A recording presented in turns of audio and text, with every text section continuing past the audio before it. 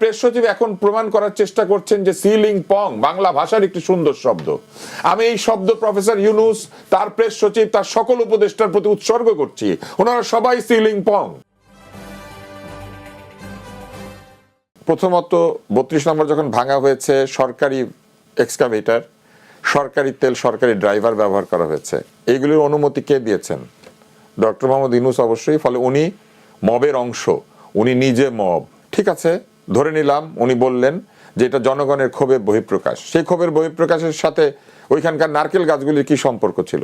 একজন বিরাট পরিবেশ উপদেষ্টা আছে যিনি গাছের ছাল বাকল সব বাঁচাতে চান, সেন্ট মার্টিনের প্রবাল বাঁচাতে চান, আর ওইখানে যে নারকেল ধরা অবস্থায় নারকেল গাছগুলিকে উপড়ে ফেলা হলো, না করলেন না কেন? ওই উপদেষ্টা সম্পর্কে বলি, এবার মুখ খুললে অনেক দুঃখজনক কথা বলা হবে। উপদেষ্টার হাজবেন্ড আমাদের স্কুলে পড়াশোনা করেছেন, আমাদের বড় ভাই এবি সিদ্দিক ভাই। এবি সিদ্দিক ভাই সারা জীবন কোথায় চাকরি করেছেন? স্বৈরাচারের কোম্পানিতে, নসরুল হামিদ বিপুর সাথে। হাওয়া হয়ে গিয়েছিলেন, কে তাকে উদ্ধার করে নিয়ে এসেছিল? নসরুল হামিদ বিপু।